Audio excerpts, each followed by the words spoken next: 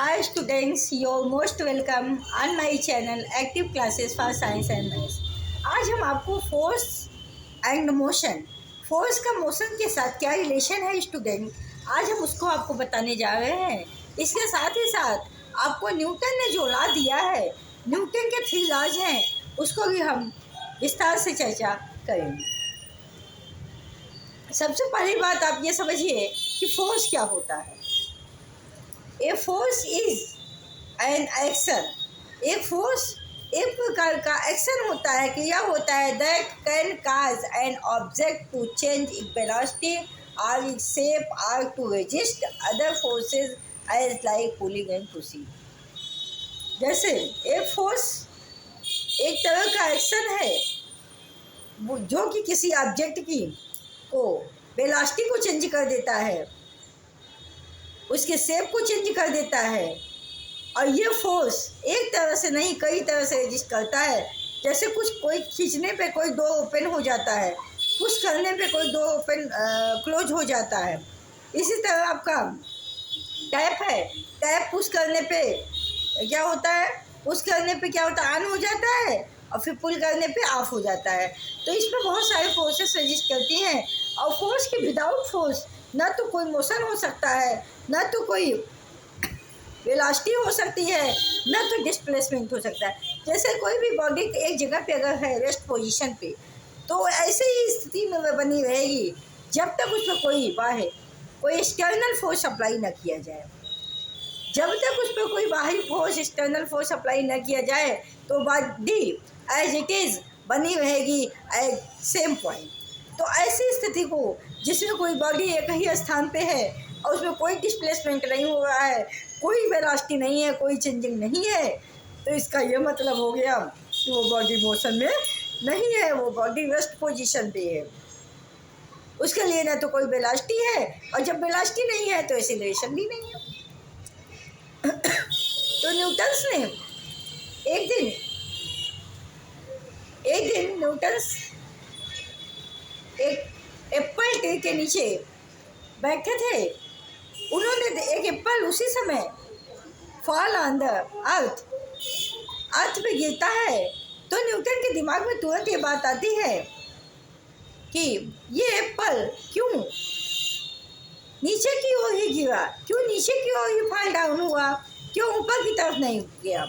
इसका ये मतलब है कि फिर उन्होंने ये देखा कि जब किसी बॉडी को ऊपर से नीचे गिराया जाता है तो नीचे ही आती है, या बॉडी पे कोई फोर्स लगाया जाता है तो नीचे ही आती है, ऊपर कभी नहीं जाती।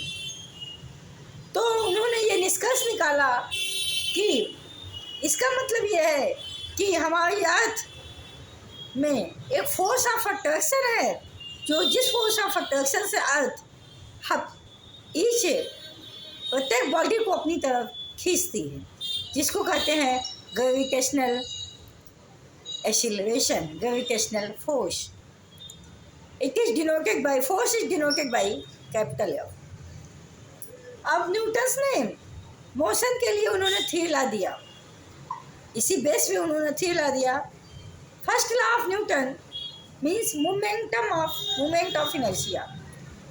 न्यूटन ने पहले इनर्शिया का बोल दिया। उन्होंने कहा an object remains at rest or in motion unless acted upon by an external force. किसी भी बॉडी अगर चल रही है तो चलती रहेगी, और अगर रेस्ट पोजीशन पे है तो रेस्ट पोजीशन पे रहेगी जब तक उस पर कोई एक्सटर्नल फोर्स अप्लाई न किया जाए। कहने का इनका मतलब है, इसी लॉ को इन्होंने मूवमेंट ऑफ इनर्शिया यानी जड़त्व का नियम कहा। कहने का मतलब है कोई भी बॉडी अगर किसी स्पीड से चल रही है तो जब तक उस पर फोर्स आप नहीं लगाएंगे तब तक वो बॉडी रुकेगी नहीं, वैसी चलती रहेगी। और कोई बॉडी अगर रेस्ट पोजीशन पे है तो एज इट इज बनी रहेगी जब तक उसको कोई एक्सटर्नल फोर्स न लगाया जाए। ये था न्यूटन का फर्स्ट लॉ।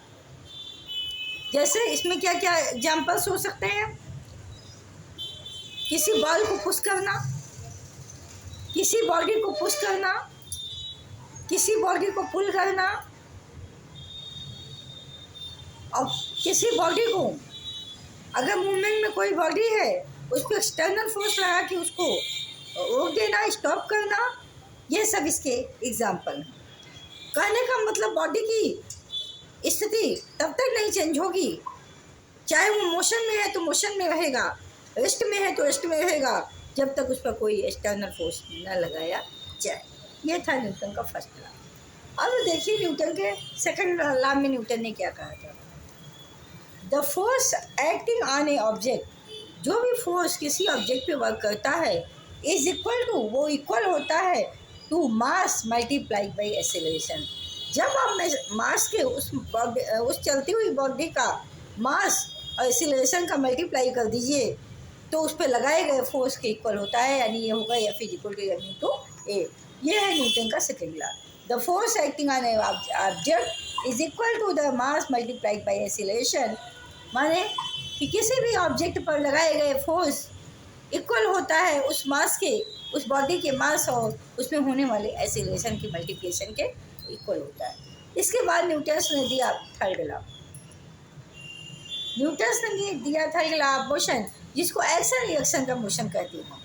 न्यूटन ने कहा, according to Newton, every action has an equal and opposite reaction.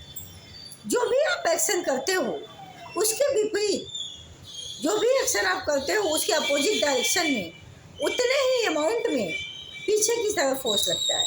जैसे कोई टीचर किसी स्टूडेंट को मारता है तो मारने का काम क्या था, एक्शन, लेकिन उसके जो पाम पे जो पेन होता है, जो फोर्स लगता है अपोजिट डायरेक्शन में, उतना ही उसको चोट लगता है जितना ही उसको, जितनी वेग से वो उसको मारता है। इसलिए इसको कहा जाता है, इस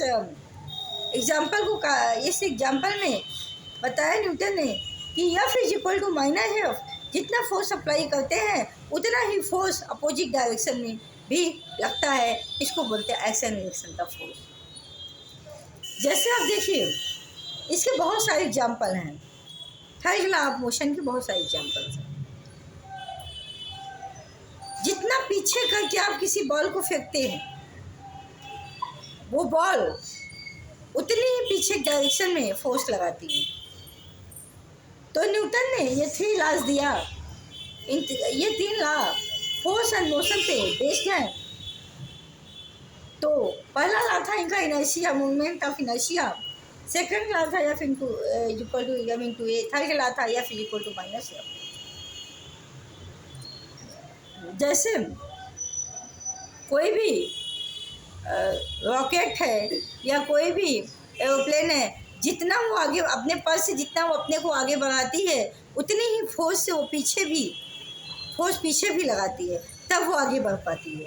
अदरवाइज अगर ये फोर्स इक्वल हो जाता तो कोई भी ऑब्जेक्ट आगे ना बढ़ पाता। तो ये था न्यूटन्स के लॉ ऑफ मोशन और न्यूटन्स के law relation between force and motion.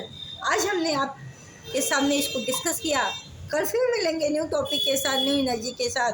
All the best, take care. आपको हमारी ये वीडियो कैसी लगी? अगर आपको ये वीडियो बेटर लगती है तो आप इसको लाइक, सब्सक्राइब, शेयर करना मत भूलिएगा। All the best, thank you so much, good afternoon. फिर मिलेंगे न्यू टॉपिक के साथ।